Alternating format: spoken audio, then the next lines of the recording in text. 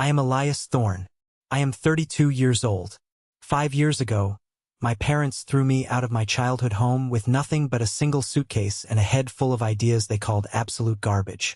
While I was sitting at my older brother's lavish engagement dinner, letting my parents and extended family treat me like a total charity case, my mother actually looked across the table and told the guests that I was still finding my way on a meager entry-level salary. They laughed at me right in front of 50 of Boston's most elite doctors, corporate lawyers, and real estate developers. But there was one massive thing they did not know. The mysterious founder of the $300 million healthcare technology empire they were all obsessing over was sitting right in front of them. And in a matter of seconds, they were going to realize I held the absolute power to buy out their entire family legacy in cash. Before I tell you exactly how that explosive night went down, hit that like button if you believe that the best revenge is massive, undeniable success. And do not forget to let me know where you are watching from in the comments below. Now, let us go back to the exact moment the trap was finally sprung. The formal dining room inside my parents' Beacon Hill estate smelled like roasted duck, expensive vintage red wine, and pure, suffocating arrogance. I sat at the absolute far end of the long mahogany table. I was wearing a simple, off-the-rack navy suit I bought years ago from a discount department store. I had intentionally left my custom-tailored Italian suits hanging in the closet of my penthouse back in San Francisco. I wanted to give my family exactly what they expected to see: the prodigal son, the family failure, the ultimate cautionary tale of what happens when you do not follow the Thorne family rulebook. My older brother Julian sat at the center of attention, soaking up the admiration of the room like a sponge. Julian was the golden child, the Harvard graduate, the Wall Street investment banker, the man who did every single thing perfectly according to my parents' master plan. Beside him sat his fiancée, Clara. I actually liked Clara from the moment we were introduced earlier in the evening. She was brilliant, down-to-earth, and completely unaware of the toxic swamp of narcissism she was marrying into. Uncle Philip leaned across the table, swirling his expensive wine glass with a patronizing smirk on his face. He looked at me with that signature Thorne family pity that I had endured my entire life. He loudly asked if I was still struggling out in California, scraping by on whatever entry-level IT salary I could manage to find. He made sure his voice carried over the classical music playing softly in the background so that the surrounding guests could hear. Aunt Vivian immediately chimed in, adjusting her diamond necklace. She said she heard the real estate market in San Francisco was absolutely brutal right now. She asked if I needed help finding a modest rental apartment in a safer neighborhood. She even offered to have her personal lawyer draft up a cosigner agreement for me, saying that family must always take care of their weakest links. I took a slow, deliberate sip of my ice water. I told them I was doing just fine. I kept my answers incredibly brief. I told them I worked in healthcare tech, handling some back-end data systems. My mother, Margaret, a renowned pediatric surgeon with an ego the size of Massachusetts, sighed loudly enough for the entire table to register her disappointment. She told everyone that entry-level tech jobs were noble enough, but perhaps Julian could get me an interview at his investment firm if I was finally ready to get serious about my life and stop playing games with computers. I smiled politely. I let them talk. I let them build their towering monument of condescension brick by brick. Then, the conversation naturally shifted back to Clara. One of the guests asked her about her new career. Clara's eyes instantly lit up with genuine passion. She worked in healthcare software implementation, and she was incredibly devoted to improving patient care. She started talking about a revolutionary new platform her hospital network had just integrated. She explained how it acted as a universal translator for raw medical data, bridging the gap between entirely different hospital networks, saving thousands of lives, and cutting down massive amounts of bureaucratic waste. She proudly called the software OmniSync. My heart did a slow, heavy beat against my ribs. OmniSync. That was my software. The company I built from nothing. Clara went on, her voice filled with intense admiration. She told the wealthy table that the company behind the software was a unicorn startup, recently valued at over $300 million. She said the founder was a total mystery in the industry, an absolute genius who stayed entirely out of the spotlight, refusing to do press interviews, known to the business world only by his initials, E.T. She said the entire healthcare sector was trying to figure out who E.T. was because the digital architecture he built was completely flawless. Aunt Vivian waved her manicured hand dismissively. She stated that tech founders were just glorified gamblers playing with venture capital money, and that they rarely had any real substance. My father, Richard, a senior partner at a massive corporate law firm, scoffed and immediately agreed with her. He loudly proclaimed that real power came from tangible legacy, from commercial real estate, and from decades of building a solid, reputable family name in high society. I looked directly at Clara. She was in the middle of explaining a highly specific back-end module of OmniSync to a confused relative. It was a piece of encryption code I wrote at 3 in the morning on a stained mattress in a freezing Oakland apartment 5 years ago. I casually leaned forward and corrected a tiny, highly guarded technical detail she got wrong about the encryption layer's data routing. Clara stopped talking mid-sentence. She blinked rapidly. She looked at me. She really looked at me. I could see the gears turning behind her eyes. She replayed the entire conversation in her head. My name, Elias Thorne. My initials, T. The way I just casually dropped a piece of proprietary knowledge that only the lead developers and the elusive founder at her company would possibly know. The color completely drained from her face. Her silver fork clattered against her expensive china plate. The sharp sound echoed like a gunshot in the suddenly quiet dining room. She leaned forward, her voice dropping to a harsh, disbelieving whisper that somehow carried across the silence. Wait, you are E.T.? You are the founder of Integrated Health Solutions. The entire room froze in absolute shock. Every single pair of eyes locked onto me. My mother's wine glass stopped halfway to her mouth, her hand trembling slightly. My father stiffened in his custom chair, his face turning a pale shade of gray. Julian's arrogant smile vanished instantly. I wiped my mouth with a linen napkin, placed it neatly on the table beside my plate, and looked directly into my mother's terrified eyes. I always thought the years of being treated like a ghost in my own family would make this eventual moment feel heavy or vindictive. I was incredibly wrong. Felt absolutely magnificent. To truly understand the absolute, suffocating silence in that dining room, you have to understand the daily nightmare of growing up as a Thorne. In Beacon Hill, you are not considered a child. You are considered a corporate asset. You are a line item on a family balance sheet, judged entirely by your future earning potential and your ability to make your parents look good at their weekly country club dinners. My parents did not raise sons. They raised trophies to display to their wealthy friends. And Julian was their absolute masterpiece. Julian followed every single rule they ever laid out. He brought home straight A's. He captained the debate team. He dated the daughters of other wealthy lawyers. When Julian graduated from Harvard, my father did not just shake his hand and tell him he was proud. He bought him a brand new, custom-ordered Porsche. I remember standing in the shadows of our front porch, watching Julian rev the engine in our cobblestone driveway, while my parents beamed with a level of pride I had never experienced. That car was not a graduation gift. It was a crown placed upon the head of the golden child. I was fundamentally different. I was the square peg they kept frantically trying to smash into a round hole. I did not care about prestige, designer clothes, or networking with the children of politicians. I cared about how systems worked. While Julian was memorizing Latin phrases for his Ivy League applications and attending homeowners association meetings with my father to learn the ropes of neighborhood politics, I was taking apart our home computers, studying circuit boards, and writing rudimentary code in the middle of the night. My mother viewed my curiosity as a behavioral flaw that needed to be eradicated. During our mandatory Sunday family dinners, the comparisons were ruthless and public. My father would update the entire extended family on Julian's soaring college fund and his flawless trajectory toward a Wall Street partnership. Then he would slowly turn his cold gaze to me.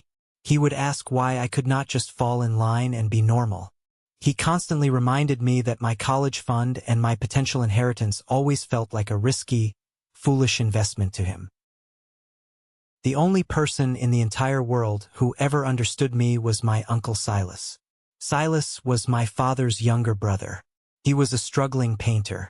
In the Thorne family, choosing a career in the arts was treated like a criminal offense. They treated Silas like a disease they were actively trying to cure, constantly berating him for not contributing to the family legacy. But Silas's messy, disorganized art studio was my only sanctuary. I would sit on his paint-splattered floor for hours, typing code on a bulky, second-hand laptop, while he painted on giant canvases. Silas told me something I never forgot. He said the world is completely built by people who refuse to read the instruction manual. He told me that my different way of thinking was a superpower, not a sickness. I desperately tried to play their twisted game for a little while. I applied myself, crammed for tests, and managed to get accepted into MIT. It was a rigorous engineering track, a prestigious, globally recognized name that finally made my parents stop lecturing me at the dinner table. For 3 miserable semesters, I was the son they could finally tolerate showing off to their friends. But I was slowly dying inside. The academic curriculum was rigid. It was heavily outdated, focusing on theories from 20 years ago. I saw the absolute future of massive data systems, and I knew with certainty it was not being taught in those sterile lecture halls. Then, I got an offer from a small tech startup out west in California. It was not a glamorous position. The salary was practically minimum wage, barely enough to cover rent in a shared apartment. But the work was real. It was revolutionary. They were trying to disrupt the medical data field. I spent a week agonizing over the choice, losing sleep, staring at the ceiling of my dorm room. Finally, I made the only decision I could live with. I formally dropped out of MIT. The night I drove back to Beacon Hill to tell my parents, the house felt like a powder keg waiting for a match. We were standing in my father's massive home office. The dark wood walls were lined with expensive, leather-bound legal books he probably never read. I stood directly in front of his massive mahogany desk, took a deep breath, and delivered the news. I told them I was leaving for San Francisco. I told them I was taking the startup job and leaving my degree behind. My mother actually laughed. It was a cold, sharp, terrifying sound. She crossed the room, looked me up and down, and told me I was having a mental breakdown. She stated that no one in their right mind walks away from an MIT engineering degree to go work in a glorified garage on the West Coast. She said I was embarrassing the family name. My father stood up from his leather chair. He did not yell. He used his calm, terrifying courtroom voice, the exact voice he used to completely destroy hostile witnesses on the stand. He told me I was an absolute disgrace. He told me that if I walked out that heavy oak door, I was dead to him financially and personally. He stated clearly that he would call his estate lawyer the very next morning at 8 o'clock and strip my name from the family trust entirely. He threatened to drain the remainder of my college fund and redirect every single penny to Julian's future children. I looked at the man who was supposed to be my protector, my guide, and I saw absolutely nothing but a ruthless corporate manager firing a defective employee. I looked him dead in the eye. I told him to keep the money. I told him I did not want a single dime of his conditional, suffocating love. My mother crossed her arms tightly across her chest. She looked at me with pure, unadulterated disgust. She pointed her finger at my chest and told me I would fail miserably. She promised me that I would come crawling back within a year, completely broke, begging for a handout, and she swore they would not give it to me. She told me to enjoy my California fantasy while it lasted. I walked up to my childhood bedroom. I packed exactly 2 suitcases with my most basic clothes and my laptop. I had exactly $2,500 sitting in my checking account. I did not knock on Julian's door to say goodbye. I did not look back at my parents. The only person I called was Uncle Silas. He met me in the driveway, gave me a tight hug, and slipped a $100 bill into my coat pocket. I got in a yellow cab and rode in silence to Logan Airport. While I waited at the terminal, my phone buzzed. It was a text message from Aunt Vivian. It read, "Your mother is heartbroken. Please seek professional help. We are praying for you." It was the ultimate passive-aggressive parting shot. I turned my phone off. When the commercial plane finally broke through the dense clouds over the Pacific Ocean and I saw the thick fog rolling over the Golden Gate Bridge, I expected to feel pure terror. I expected to feel the crushing weight of my family's abandonment. But I did not feel fear. I felt a massive, incredible weight lift off my chest. I had absolutely nothing. I was essentially homeless in one of the most expensive cities on Earth. But for the very first time in my entire 32 years of life, I completely owned myself. San Francisco was not a glittering tech fairy tale. It was a brutal, unforgiving meat grinder that tested every single ounce of my sanity. I managed to rent a tiny, windowless studio apartment in a rough neighborhood on the outskirts of the city. The walls were so paper-thin I could hear my neighbors breathing. I slept on a cheap mattress I bought from a thrift store and lived entirely on instant ramen noodles and discount coffee from the local Walmart. I tracked every single penny on a spreadsheet, knowing that one unexpected medical bill or car repair would send me spiraling into total bankruptcy. The startup job was grueling. I was a junior developer at the very bottom of the corporate food chain, making a pathetic salary. But I did not care about the money. I soaked up every single piece of knowledge I could get my hands on. I studied server architectures, database management, and network security. My boss, a brilliant but chaotic guy named Harold, was the complete opposite of my father. Harold did not care about my last name, my lack of an Ivy League degree, or the clothes I wore. He only cared about the code. He looked at my early projects and saw the unique way my brain mapped out complex data structures. Harold threw the company rulebook out the window and gave me harder and harder problems to solve, bypassing the senior engineers. That is exactly when the massive idea for OmniSync hit me. The entire healthcare industry was a catastrophic mess. Massive hospital networks were using dozens of different, outdated software systems that simply could not talk to each other. Critical patient records were getting lost in the digital void. People were suffering, surgeries were being delayed, and medications were being mixed up because vital health data was trapped in isolated silos. Every tech company was trying to build a massive new system to replace the old ones. I realized they were looking at the problem completely backward. You did not need to force hospitals to buy a new system. You needed to build a universal digital translator. A secure layer of code that could sit seamlessly on top of everything and force the legacy systems to communicate instantly. I started working on the prototype in total secrecy at night.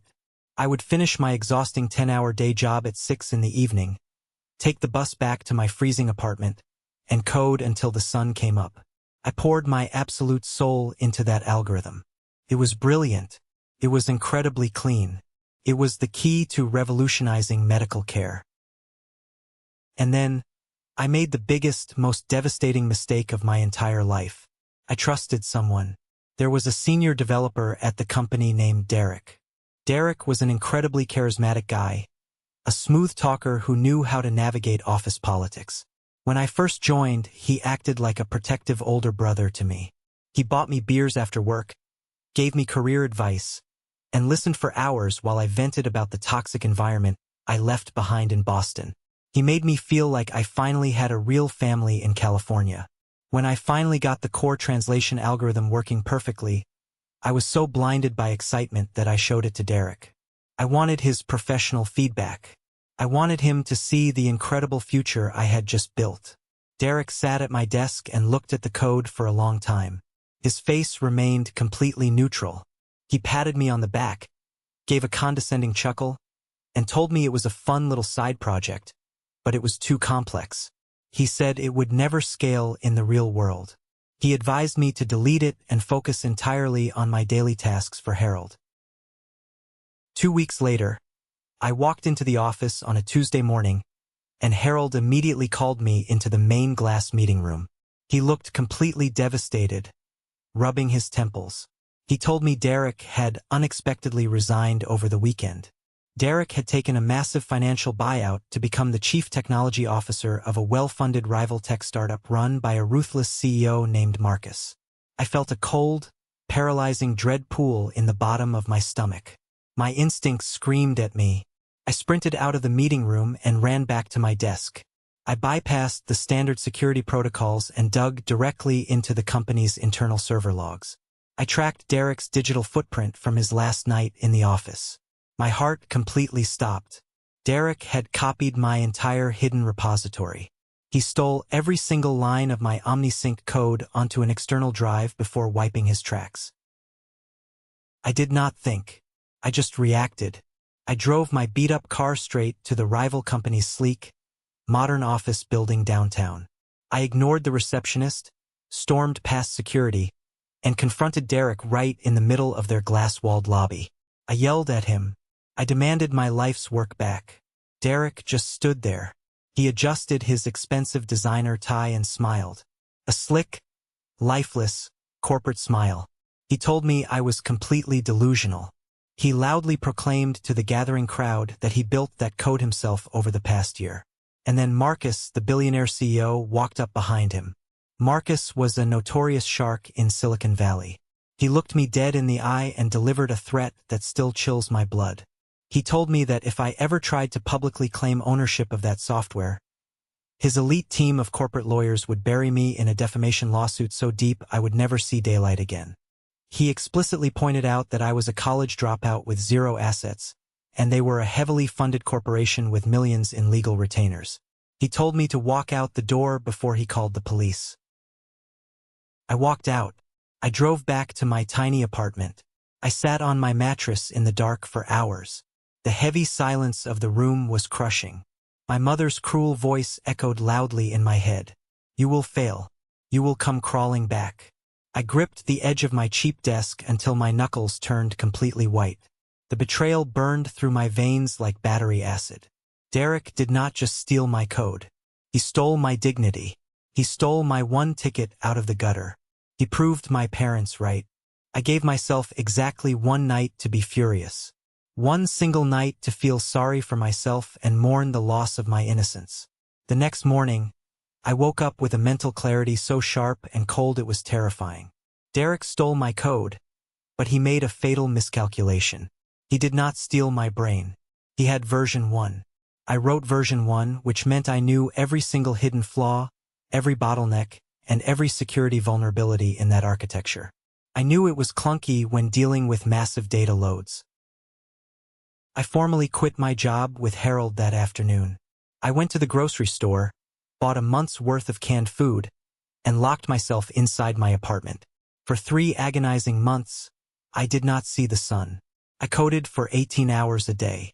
I completely scrapped the old framework and built a brand new architecture from absolute scratch. I built version 2. It was infinitely faster. It was secured by military-grade encryption. It made Derek's stolen code look like a fragile child's toy. I checked my bank account. I had exactly $600 left to my name.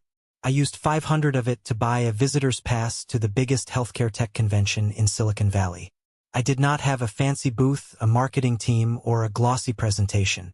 I just had my laptop, dark circles under my eyes, and a burning, undeniable need for justice. I scoured the convention schedule and found out Marcus and Derek were pitching their stolen product in a private conference room to a group of top-tier venture capitalists. I slipped past the event staff and walked right into the back of that room. I stood in the shadows and watched Derek sweat under the lights. He was fumbling through a complex technical question from an investor about data encryption routing. He did not know the answer because he did not write the foundational logic. He was a fraud, and the room was starting to smell it.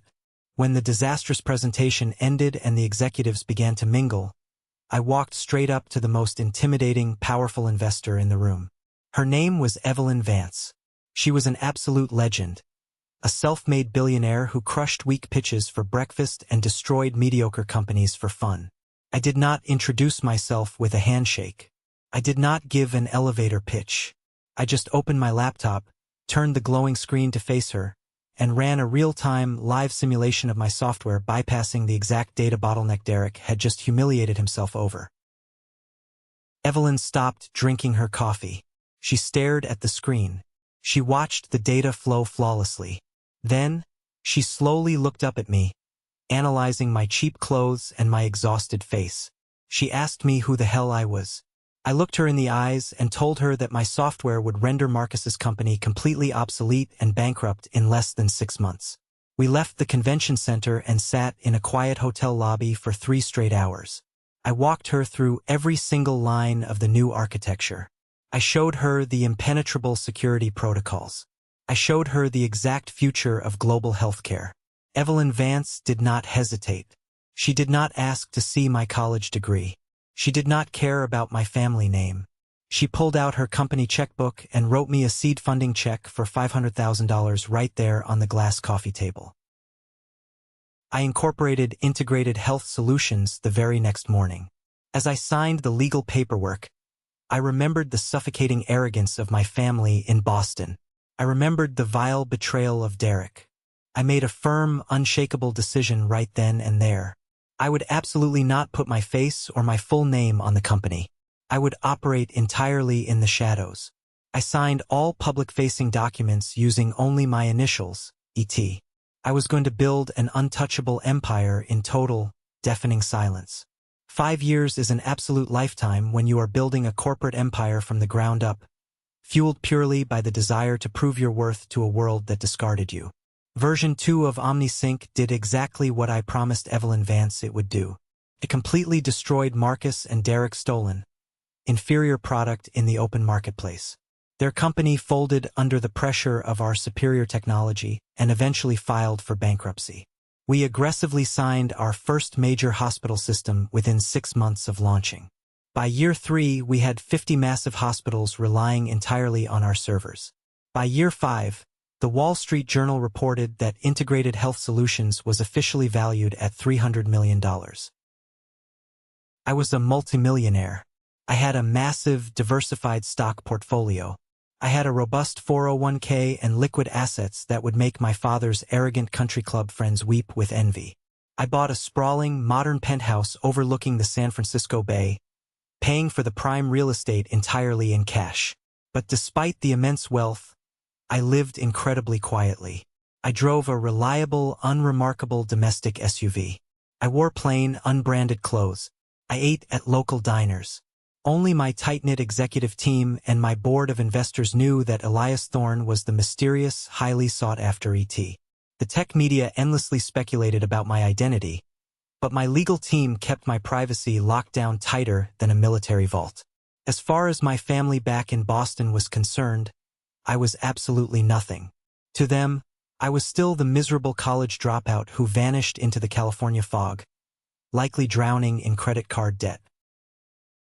Then, on a rainy Tuesday morning, the envelope arrived. It was delivered directly to my penthouse via certified mail. It was made of thick, expensive, cream-colored cardstock with the Thorne family crest aggressively embossed in gold ink on the flap. It was an official invitation to my brother Julian's engagement dinner. I stood by the massive floor-to-ceiling windows of my living room, looking out at the gray waters of the bay, holding that heavy piece of paper in my hands. I had not spoken a single word to my parents in 5 long years. I had not heard my brother's voice since the day I packed my bags. I knew exactly what this invitation was. It was not an olive branch. It was a trap. It was a formal summons back to the courtroom of their judgment. They wanted me there to play my designated role in their stage play. They needed the family failure present to make Julian look even taller, more successful, and more perfect by standing directly next to my supposed misery. I picked up my phone and called Uncle Silas. He was the only person from my past I had stayed in contact with, the only family member who knew the absolute truth about my staggering success. Silas answered on the second ring. When I told him about the gold-embossed invitation, he let out a long, hearty laugh. He told me it was time. He said I had spent 5 years building an impenetrable fortress of success, and it was finally time to lower the drawbridge and let them see the towering walls.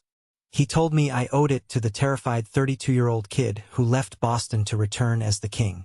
I packed a small, unassuming leather overnight bag. I walked past my closet filled with custom-tailored suits, expensive Italian leather shoes, and luxury watches. I intentionally bypassed all of it. I reached into the back of the closet and packed the clothes of a man who was just barely getting by. A cheap navy suit, a slightly worn dress shirt, and scuffed shoes. I was going to walk directly into the dead center of the eye of the storm. I was going to let them unload 5 years of stored-up arrogance and superiority. I wanted them to put every single one of their chips on the table before I revealed my hand. When my first-class flight landed at Logan Airport in Boston, the crisp, freezing autumn air hit my face the moment I stepped outside. The city felt entirely different now. Felt smaller. The towering, intimidating shadows of Beacon Hill did not scare me anymore. They were just old brick buildings filled with old, bitter money. I took a standard yellow cab to my parents' estate, intentionally avoiding booking a black car service. I walked up the long cobblestone driveway where Julian used to park his beloved Porsche. The massive brick house looked exactly the same. Immaculate window boxes, polished brass door knockers. Intimidating, cold, lifeless. I knocked on the heavy oak door. My mother answered. She looked me up and down, her critical eyes taking in my cheap suit and my lack of a luxury watch. Her eyes flashed with a brief, validating satisfaction. She saw exactly what she desperately wanted to see, the defeated, humbled son returning to the castle. She offered a stiff, loveless hug and quickly ushered me inside, warning me not to track dirt on the Persian rugs. The house was already full of relatives holding crystal champagne flutes. Aunts, uncles, cousins. The wealthy vultures of the Thorne family hierarchy. I walked into the grand living room, and the silent, crushing judgments began almost immediately. Whispers behind hands. Pitying glances. I found my quiet corner by the fireplace. I sipped my sparkling water. I calmly watched the performance unfold. Julian was holding court by the piano, loudly talking about his upcoming promotions and his real estate portfolio. My father was boasting to a group of lawyers about his enduring legacy and his unmatched influence in the city. And then, the caterers announced it was time, and we all sat down for the grand dinner. I sat quietly at the end of the table, absorbing the passive-aggressive comments about my salary, ignoring the fake, insulting offers of legal help from Aunt Vivian. I was completely, utterly calm. I was a fully loaded gun resting quietly on a velvet cushion. Then Clara, Julian's beautiful, innocent fiancée, started talking passionately about OmniSync. She started talking about the genius of ET. And that is exactly how we ended up here, with the entire opulent dining room completely frozen in time, staring at me in absolute horror as the truth detonated over the expensive prime rib. I looked at Clara, ignoring the pale, terrified faces of my parents. I offered her a warm, genuine smile. "Yes, Clara," I said, my voice completely steady, cutting through the dead silence. "I am ET. And the encryption module you mentioned? You guys are doing an excellent job with the rollout. I am incredibly proud of your team." My mother's silver fork hit the floor. The storm had officially made landfall, and I was the one controlling the lightning. The absolute silence that followed my quiet confirmation was not just your standard awkward quiet. It was a suffocating, heavy, total vacuum that completely sucked every single ounce of oxygen out of that extravagant Beacon Hill dining room. You could vividly hear the heavy brass pendulum of the antique grandfather clock ticking out in the grand hallway. You could hear the autumn rain tapping aggressively against the expensive leaded glass windows. You could practically hear the collective heartbeat of the Thorne family skyrocketing in sheer panic. My mother, Margaret, sat completely frozen in her custom-upholstered chair. She stared blindly at her heavy silver fork resting on the intricate Persian rug, as if it were an alien artifact that had just dropped from the sky. Her perfect, meticulously crafted social mask, the one she had spent 3 decades perfecting for Boston high society, was completely shattered into a million jagged pieces. She opened her mouth to speak, to assert control, to issue a command like she always did, but absolutely no sound came out. Her throat was entirely paralyzed by a reality she simply could not process. Uncle Philip, the man who just 10 agonizing minutes ago was aggressively mocking my supposed entry-level salary and my lack of ambition, gripped the polished edge of the mahogany dining table. His knuckles turned stark white.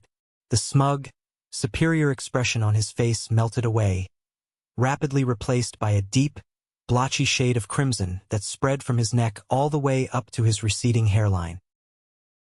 Aunt Vivian looked like she had just been physically struck across the face by an invisible hand. The incredibly patronizing offer she had made earlier, the one where she generously offered to have her personal real estate lawyer draft a humiliating co-signer agreement for a cheap California rental apartment, was now hanging thickly in the air. That offer had instantly transformed from a tool of condescension into a massive, humiliating, radioactive joke.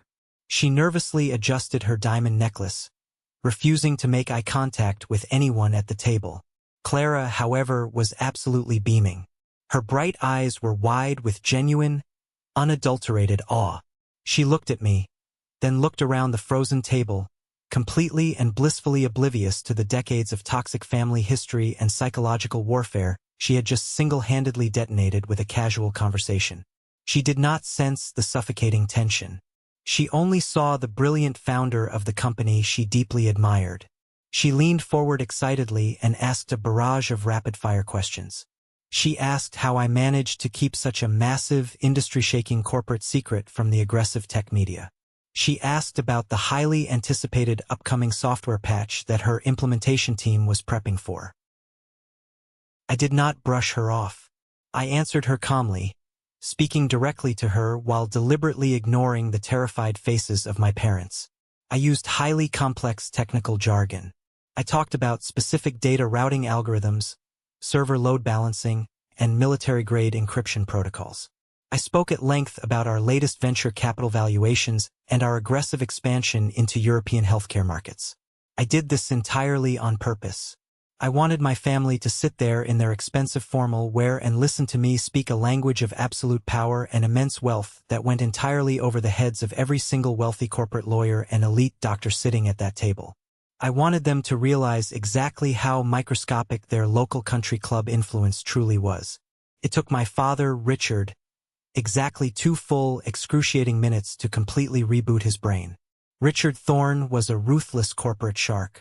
He built his entire lucrative legal career on pivoting aggressively during high-stakes, multi-million-dollar litigation. I watched the absolute, unfiltered panic in his eyes slowly recede, immediately replaced by a cold, calculating, terrifying opportunism. He was actively running the numbers in his head. He realized in real time that his discarded, disgraced, highly disappointing son was currently sitting on an uncontested $300 million tech empire. He cleared his throat. It was a loud, deliberate sound designed to demand attention. He picked up his crystal wine glass, took a slow, measured sip of his vintage red wine, and forced a stiff, highly unnatural smile onto his face. He looked around the long table, attempting to violently reclaim the narrative of the evening. He confidently announced to the breathless guests that the Thorne family always produced exceptional, highly driven men. He actually had the sheer, mind-boggling audacity to look me directly in the eye and state that his harsh, unforgiving discipline 5 years ago was exactly the catalyst I desperately needed to build my character. He told the stunned crowd of relatives and family friends that sometimes a loving father has to push his son out of the comfortable nest so he can finally learn how to fly in the real world. I did not blink. I did not raise my voice in protest. I did not storm out of the room. I just stared at him. The sheer, unadulterated level of his narcissistic delusion was genuinely fascinating to witness. He was actively trying to rewrite history to take direct credit for the success he explicitly tried to destroy. He continued his masterful performance. He leaned forward, resting his tailored elbows on the table, switching seamlessly into his aggressive, high-powered networking mode. He began interrogating me like a hostile witness, but wrapping it in fake fatherly interest. He asked about the exact composition of my corporate board of directors. He asked about my commercial real estate holdings in the San Francisco Bay Area. He wanted to know the exact square footage of my corporate headquarters and the specifics of my employee stock option pools. I gave him short, precise, emotionally detached answers. Yes, we occupy a massive, state-of-the-art glass tower downtown. Yes, the company is highly profitable with 0 outstanding corporate debt. Yes, I retain full controlling majority voting rights. Then, Richard set his ultimate trap. He simply could not stand the fact that I had built something massive, global, and wildly successful without his direct influence or his permission. His ego demanded that he assert dominance. He needed to prove to the entire room that, despite my massive bank account, I still desperately required his powerful Boston connections to truly succeed. He gave a loud, arrogant, booming chuckle. He told me that $300 million was a cute, respectable valuation for a West Coast tech startup, but real, enduring, multi-generational wealth required legacy connections and deep societal roots. He steepled his fingers, leaned back in his chair, and looked at me with an expression of supreme, unshakable authority. He proudly stated that he regularly played golf every single Sunday at his exclusive country club with Dr. Sterling Harris. Dr. Harris was the highly respected chief executive officer of the largest, most prestigious, heavily funded hospital network in the entire New England region. My father puffed out his chest, the buttons of his tailored vest straining slightly. He generously offered to make a highly private, off-the-record phone call. He offered to call Dr. Harris personally the very next morning, leverage his decades of legal influence and personal favors, and secure a 15-minute introductory meeting for me so I could try to pitch my little software program to the big leagues. He smiled a wide, victorious smile, looking around the table, fully expecting everyone to admire his immense, untouchable power and his incredible generosity toward his prodigal son. He thought he had me backed into a corner. He thought I would be grateful for the breadcrumbs of his influence. I took a very slow, deliberate sip of my sparkling water. I felt the cold condensation on the glass. I set the glass down silently on the pristine white tablecloth. I looked directly into my father's arrogant eyes. I kept my voice completely flat and devoid of any emotion. I told him I was incredibly familiar with Dr. Sterling Harris. I explained that Dr. Harris was a remarkably forward-thinking executive who truly understood the desperate need for data integration in modern medicine. My father nodded smugly, taking a sip of his wine, assuming I was agreeing with his assessment and preparing to accept his generous offer of an introduction. Then I delivered the cold, hard, devastating reality. I informed my father that he absolutely did not need to make any phone calls on my behalf. I stated clearly, ensuring my voice carried to every single corner of that massive dining room, that Dr. Harris had personally flown out to San Francisco last October. He did not ask for a 15-minute pitch. He sat in my private corporate boardroom for 6 straight hours. We ordered takeout and mapped out the entire future of his hospital's digital infrastructure. And before he boarded his private jet to fly back to Boston, Dr. Harris signed a $50 million, 10-year, ironclad exclusive contract to integrate OmniSync across every single facility in his entire hospital network. I watched my father's face as the numbers registered in his brain. I added, twisting the knife just a fraction of an inch, that Dr. Harris practically begged my implementation team to expedite the software rollout because their legacy systems, the ones my father thought were so flawless, were failing catastrophically and costing the hospital millions in operational waste.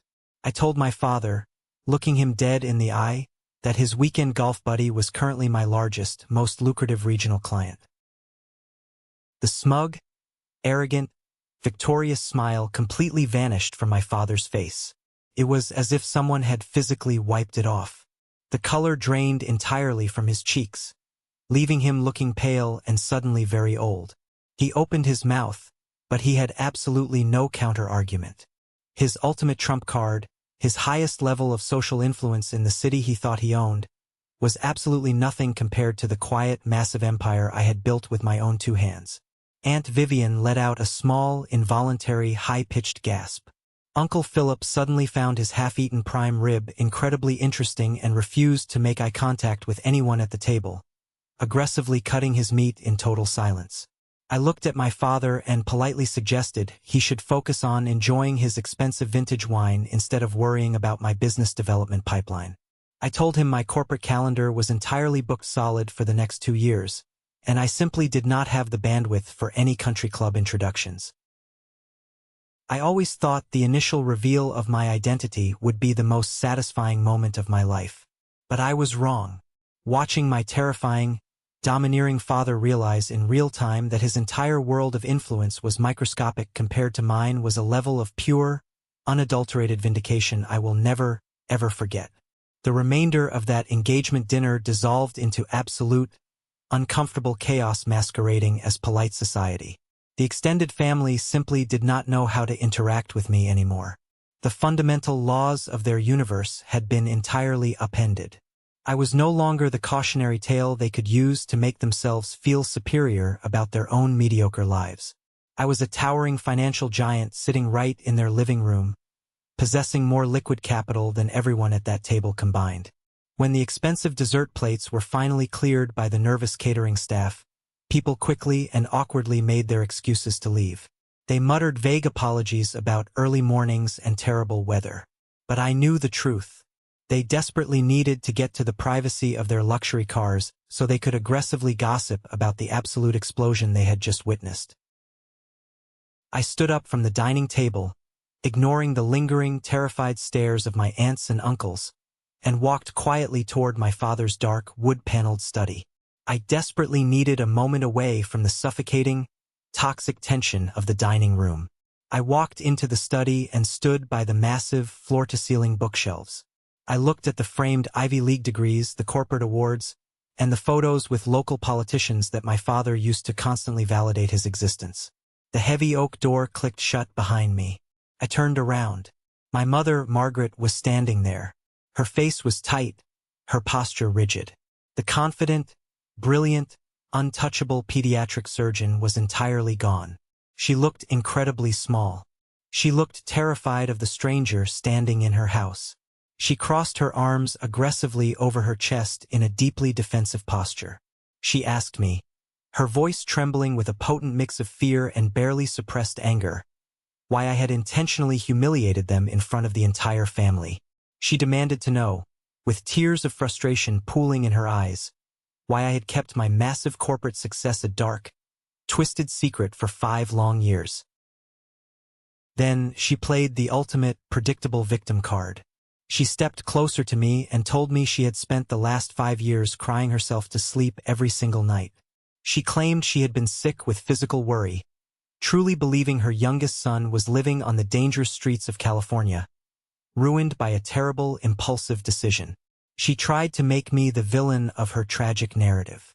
I did not let her finish her dramatic, completely fabricated performance. I stepped forward, closing the distance between us. I looked directly into the eyes of the woman who had pointed her finger at my chest 5 years ago and told me I would come crawling back begging for scraps. I spoke with absolute, chilling clarity. I did not yell. I did not need to. I told her she never worried about my safety for a single second. I told her she only ever worried about her own pristine reputation in Beacon Hill. I reminded her of the brutal, passive-aggressive text messages Aunt Vivian sent me while I was waiting at the airport. I reminded her that she never once picked up the phone to call me in 5 years. She never sent a single email checking on my well-being. She never hired a private investigator to find me, despite having the vast financial resources to do so in an hour. I told her the absolute truth. She completely erased me from the Thorne family narrative because a struggling college dropout did not fit into her flawless country club image. She flinched violently, stepping back as if I had physically slapped her. She tried to open her mouth to argue, to deploy another manipulation tactic, but I ruthlessly cut her off.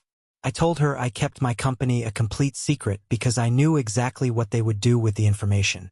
I told her that if she knew I was a wealthy tech founder, she would have instantly paraded me around Boston as her ultimate prize trophy. She would have aggressively taken credit for my resilience. She would have loudly claimed to her wealthy friends that her harsh, demanding parenting style was exactly what created a tech billionaire. I told her she absolutely did not earn the right to celebrate my victory because she was the exact person cheering the loudest for my downfall. Tears spilled over her eyelashes and ran down her perfectly powdered cheeks. But they were not tears of regret or sorrow. They were tears of exposed, undeniable guilt. She had absolutely no defense. The cold, hard truth was an immovable titanium wall she could not emotionally manipulate or gaslight her way around. She turned around, unable to look at my face, and practically ran out of the study, leaving the door wide open. I let out a long, exhausted breath. I thought the brutal emotional confrontations for the evening were finally over. I thought I could just call a car service and leave. I was entirely wrong. The heavy oak door opened again. This time it was Julian, my older brother, the legendary golden child, the flawless, untouchable Wall Street investment banker. He walked into the dim study and quietly closed the door behind him, ensuring no one in the hallway could hear. He looked entirely exhausted. The charismatic, confident posture he maintained all night was completely gone.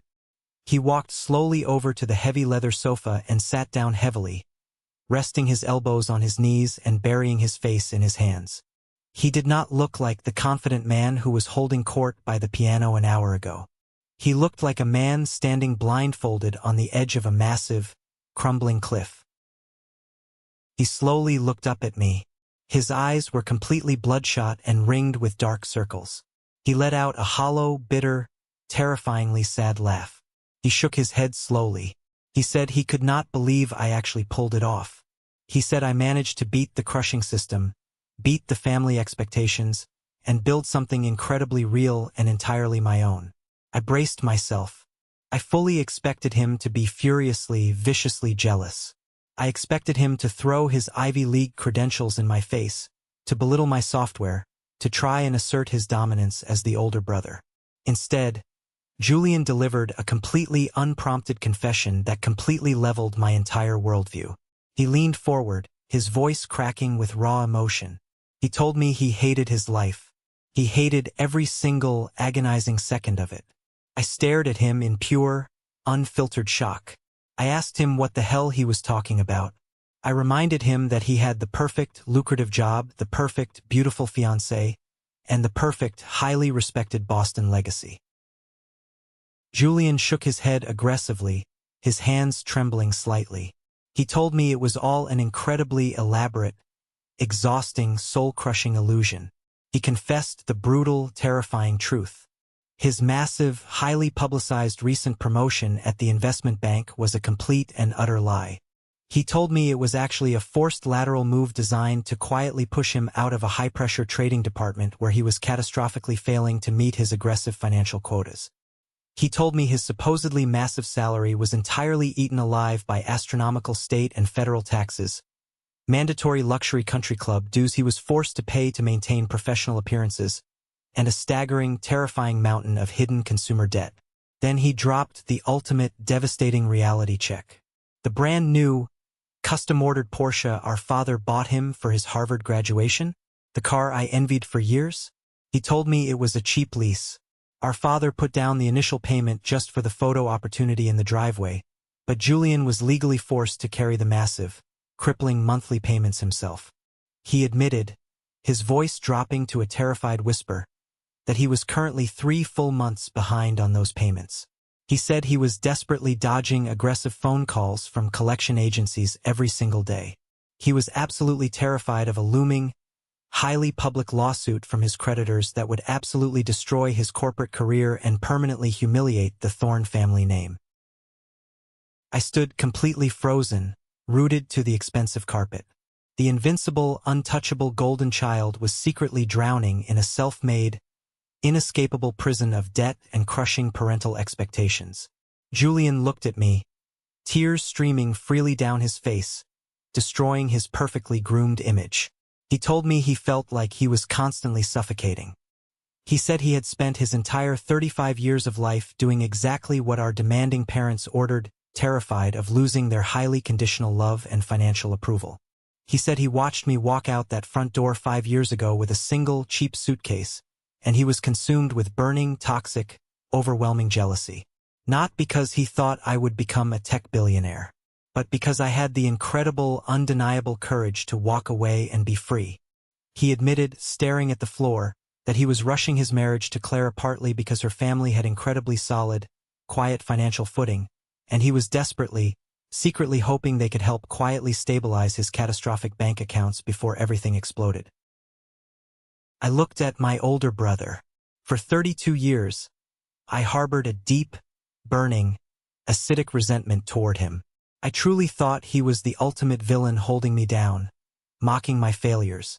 But standing in that quiet study, the truth was glaringly, painfully obvious. Julian was not the villain. He was the ultimate, tragic victim of the Thorne family machine. They broke his spirit when he was a child and replaced it with a shiny, hollow, incredibly expensive trophy. I did not gloat. I did not throw my massive, verified net worth in his face. I did not mock his leased car. I simply walked over and sat down on the leather sofa right next to him. I looked at him and told him he did not have to live like a terrified hostage anymore. The atmosphere in that massive, historic Beacon Hill house the next morning was completely unrecognizable. The arrogant, dominating, aggressively superior energy of the Thorne family had been entirely stripped away, leaving behind a cold, sterile emptiness. The grand illusion of their absolute supremacy was dead, buried under the weight of my corporate valuation, and they simply did not know how to operate in a reality where they were not in control. I woke up early in the pristine guest bedroom. I methodically packed my cheap overnight bag. I was not staying another minute in that house. I had already used my phone to book a luxury penthouse suite at the Four Seasons downtown for the remainder of my trip. I walked down the grand, sweeping mahogany staircase, the sound of my footsteps echoing in the quiet house. My father, Richard, was waiting for me in the grand foyer. He was dressed in his expensive, tailored weekend golf attire, desperately attempting to project an aura of casual, unbothered authority. But the rigid, clenched set of his jaw and the slight tremor in his hands completely betrayed his internal, spiraling panic. He saw me carrying my bag and immediately stepped into my path, blocking the heavy front door. He had clearly spent the entire sleepless night strategizing. If he could not violently dominate me like he did when I was 27, he was going to try to systematically absorb me into his sphere of influence. He forced a warm, incredibly fake fatherly tone. He held his hands up in a placating gesture and told me there was absolutely no need for me to leave so abruptly and check into a sterile hotel. He smoothly suggested we step back into his office, order some expensive imported coffee, and have a mature discussion about the future of my assets. He seamlessly transitioned into talking about the massive, terrifying complexities of managing immense wealth in today's volatile market. He name-dropped his close, personal connections with elite wealth management firms and aggressive tax attorneys in Boston. He strongly, persistently implied that my corporate success out in California was wonderful, but managing a $300 million liquid asset required his highly specific, aggressive legal expertise. He casually, almost smoothly, suggested that we should look into rolling a significant portion of my company's shares into a new, heavily protected Thorne family trust fund. He actually had the nerve to use the word inheritance. He said we needed to aggressively protect the Thorne legacy from external threats, market fluctuations, and potential corporate espionage. I stopped walking. I gripped the handle of my overnight bag. I looked directly at the man who had explicitly threatened to drain my meager college fund and legally disown me 5 years ago simply because I wanted to code software instead of studying old engineering textbooks. I did not yell. The absolute, unshakable power of my financial and corporate position meant I never had to raise my voice to be heard again. I spoke with the icy, calculated precision of a billionaire CEO shutting down a hostile corporate takeover. I told my father that his legal services, his connections, and his advice were entirely, permanently unnecessary. I informed him, watching his eyes widen slightly, that I already retained a massive team of the most ruthless, brilliant, and expensive corporate lawyers in Silicon Valley. I explained that my assets, my majority company shares, my massive real estate holdings, and my investment portfolios were locked tightly inside an ironclad corporate holding company. I told him that this specific legal structure was designed specifically and intentionally to completely insulate my wealth from any external family claims, lawsuits, or demands. I told him, in no uncertain terms, that my wealth belonged exclusively and forever to me, not to the Thorne family legacy, and he would never see a single penny of it. He stiffened. The fake, warm, fatherly smile cracked and shattered. He tried to argue, his voice rising in desperation, stammering about the importance of family loyalty and aggressively protecting assets from potential future divorce settlements or unexpected predatory lawsuits. At that exact moment, Aunt Vivian, who had been lingering nervously near the kitchen doorway eavesdropping on the conversation, stepped forward. She attempted to deploy the family's classic emotional manipulation tactics. She placed a manicured hand dramatically over her heart, her face twisted in fake sorrow.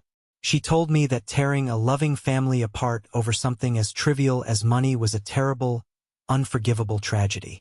She warned me, her voice dripping with fake concern, that toxic family disputes over massive wealth usually end up in bitter, destructive courtroom battles after a tragic funeral, and she begged me, for the sake of my mother's health, not to hold on to childish past resentments.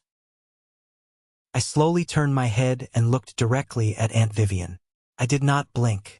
I told her the absolute, undeniable truth. The only people utterly obsessed with my money were the incredibly greedy people currently standing in that grand foyer. I reminded her, keeping my voice dangerously calm, that exactly 5 years ago, my exact value to this family, to her, and to my parents was absolute zero. I told them they discarded me when I was worthless to their social standing, and they absolutely did not get to suddenly claim ownership, pride, or a percentage of my success just because it was highly profitable. I turned my attention back to my father. I looked him directly in the eyes, ensuring he understood the absolute finality of my words. I established my absolute, non-negotiable, permanent boundaries. I told him I was willing to occasionally attend major family events. I was willing to be polite and civil in public settings. But I made a promise to him right there in the foyer. The absolute second anyone in this family attempted to manipulate my business decisions, comment on my personal finances, ask for a loan, or use my corporate name to leverage their own pathetic social standing in Boston, I would cut contact permanently. I would block their numbers, my lawyers would send cease and desist letters, and this time I would absolutely never return. My father's mouth formed a thin, hard, defeated line. He recognized total, unmitigated defeat. The high-powered, aggressive corporate lawyer had absolutely no countersuit, no loophole, and no leverage. He was staring point-blank at a wall of unyielding titanium, and he knew he could not break it. I walked past him without another word. I opened the heavy oak front door, stepped out into the crisp, refreshing Boston morning air, and climbed into the waiting black car service idling in the driveway.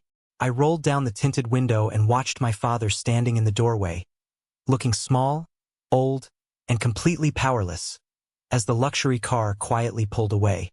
The villains of my story were not destroyed by a dramatic screaming match, physical violence, or a drawn-out legal battle. They were completely destroyed by the simple, undeniable, agonizing reality that they had absolutely zero leverage, zero power, and zero control over my life. They were entirely obsolete. 3 months later, the sky over the city of Boston was a brilliant, crystal-clear, unblemished blue. I stood in the sleek, ultramodern, glass-walled lobby of a massive high-rise building located right in the pulsing heart of the city's financial district. We were officially cutting the ribbon and opening the East Coast corporate headquarters of Integrated Health Solutions. The massive room was packed shoulder to shoulder with top industry executives, powerful hospital administrators, elite tech journalists, and local politicians eager to be seen with the founder of a unicorn startup. OmniSync had completely and irreversibly revolutionized the massive medical data sector, and this incredible new office space was the physical, undeniable proof of our absolute market dominance.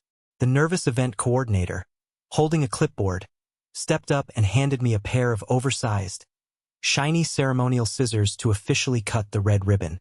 But I did not take them. I turned around and looked out into the sea of expensive suits and flashing cameras.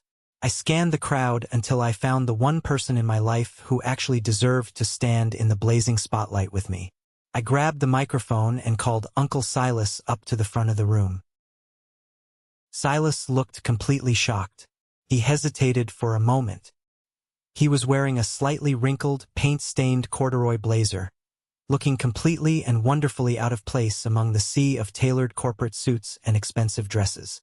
But he slowly walked up to the podium, a proud, massive, genuine smile breaking across his weathered face. I handed him the heavy ceremonial scissors. I looked out at the crowd of influential executives and told them the absolute truth. I told them that this multimillion-dollar company, this revolutionary software, and this entire corporate empire would absolutely not exist without the brilliant, unconventional, highly creative mind of the artist standing next to me. I told them Silas taught me that you have to break the rigid rules of the system if you ever want to build something significantly better. Silas beamed with pride and cut the thick red ribbon. The room erupted in massive, deafening applause. Camera flashes went off in a blinding wave. It was a moment of pure, unadulterated, deeply earned triumph. As the applause died down, I looked toward the very back of the crowded room. My father, Richard, and my mother, Margaret, were standing quietly near the exit doors. They were not sitting in the front row VIP section demanding attention. They were not aggressively networking or dictating the schedule to the event staff. They were attending strictly as invited guests, standing on the periphery of a world they did not control. Over the past 3 months since the explosive engagement dinner, the dynamic of our relationship had permanently, fundamentally shifted. They finally realized, after testing the waters a few times, that my established boundaries were made of solid, impenetrable steel. They completely stopped making passive-aggressive comments about my lifestyle. They stopped trying to offer unsolicited, manipulative legal or financial advice. When we occasionally spoke on the phone, the conversations were incredibly brief, highly polite, and entirely strictly controlled by me. If they crossed a line, I simply hung up. They were slowly, painfully learning how to respect me. Not because they magically grew a conscience or deeply wanted to, but because they realized they had absolutely no other choice if they wanted to remain even a tiny footnote in my life. Julian was standing in the crowd too. He looked entirely different. The crushing, heavy, toxic weight of his fake perfection was completely gone from his shoulders. After our deeply emotional conversation in the study that night, I quietly and anonymously connected Julian with a discreet, highly aggressive, top-tier financial restructuring lawyer based out of New York. We intentionally did not use any firm connected to my father. We handled it privately. The lawyer aggressively and successfully negotiated down Julian's crippling consumer credit card debt and successfully prevented the looming, highly public lawsuits from his creditors. Julian officially broke the incredibly expensive lease on the Porsche, handing the keys back without a fight. He traded it in for a reliable, unassuming used sedan. He was still happily engaged to Clara, but he had finally found the courage to come entirely clean to her about his terrifying financial reality. He laid it all out on the table. Clara, being the incredibly brilliant and supportive woman she is, did not scream, panic, or leave him. She sat down with him at their kitchen table and helped him create a strict, highly realistic financial budget. Julian was finally starting over. He was no longer the golden child. He was just a man, completely free from the toxic, crushing Thorne family playbook. After the grand opening ceremony officially concluded and the VIP guests moved to the catered reception area to drink champagne, I slipped away from the crowd. I walked out onto the massive, private glass balcony of my new corner corporate office. I leaned against the cold glass railing and looked down at the sprawling, historic city of Boston. In the far distance, past the modern skyscrapers, I could just barely see the expensive, historic brick rooftops of Beacon Hill. The exact place where I spent my entire childhood being told my life was a worthless, irredeemable failure. I took a deep, long breath of the cold, crisp city air. I realized something incredibly profound standing alone on that balcony, listening to the muffled sounds of my corporate success behind me. True, lasting success is absolutely never measured by a massive bank account, a lucrative corporate salary, a perfectly diversified stock portfolio, or the validation of high society. True, undeniable success is the ultimate, unapologetic freedom to exist entirely as your authentic self without requiring the validation, approval, or permission of the people who fundamentally misunderstand you. I spent the first 32 years of my life desperately trying to decode the complex, highly toxic algorithm of my family's conditional love. I spent years trying to figure out how to compile the perfect code to make them proud of me. But standing there looking at the skyline, I finally realized the only winning move in their twisted game was to completely rewrite the entire operating system. I built a massive corporate empire to prove them wrong, to shove my success in their faces, but in the grueling process of building it, I managed to accidentally heal the deeply broken, terrified kid inside of me. I am no longer just a bitter reaction to their emotional abuse. I am the sole architect of my own incredible, unstoppable reality. Let's pause for a moment. Thank you for staying with me this far. You're truly amazing. Please help me by liking the video and commenting the number 1 below so I know you've been here with me until this point. This not only helps more people discover this story, but also lets me know that my experiences mean something to someone. Your support is the greatest motivation for me to keep sharing the rest of this journey. Have you ever faced something similar with your own family? Have you ever had to draw a hard, unforgiving line to protect your own peace and build your own incredible success despite the people who doubted you the most? Share your story in the comments below, and don't forget to like and subscribe so you don't miss the next journey.